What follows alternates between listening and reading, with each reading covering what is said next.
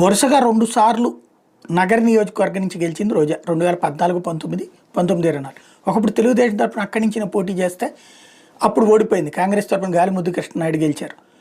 ఆ తర్వాతన ఆవిడ చంద్రగిరి వెళ్ళి అక్కడి నుంచి ఓడిపోయారు. దాంతో ఆమె మీద ఒక ఐరన్ లెగ్ అని ముద్రేస్తే ఆమె అయినా కూడా మనస్థైర్యాన్ని కోల్పోకుండా పోరాడి ఆ తర్వాత మళ్ళీ నగర సీట్ తెచ్చుకుని వైఎస్ఆర్ కాంగ్రెస్ పార్టీలో 2 సార్లు వరుసగా విజయం సాధించి మొన్నటిసారి మంత్రి అయింది. అయితే ఇప్పుడు ఈ దఫా ఎలక్షన్ 3వ దఫా మాత్రం అక్కడ హ్యాట్రిక్ కొడదాం అనుకున్న ఆశ నెరవేరలేదు. గాలిగారి అబ్బాయి విజయం సాధించారు. ఇప్పుడు అక్కడ తాజాగా ఆగ్రహావేశాలతో ఆవిడ స్టేట్మెంట్ ఇస్తున్న వేళ తెలుగుదేశం ఆమెను టార్గెట్ చేస్తూ అంకెలు చెప్పడం ప్రారంభించింది. 2014లో 858 ఓట్లతో అంటే కేవలం 0.54% తేడాతో గెలిచారు. 2019లో అంత రాష్ట్రం అంతా హవా వచ్చినప్పుడు కూడా కేవలం 2708 ఓట్లతో అంటే 1.6% ఓట్ల తేడాతోనే గెలిచారు.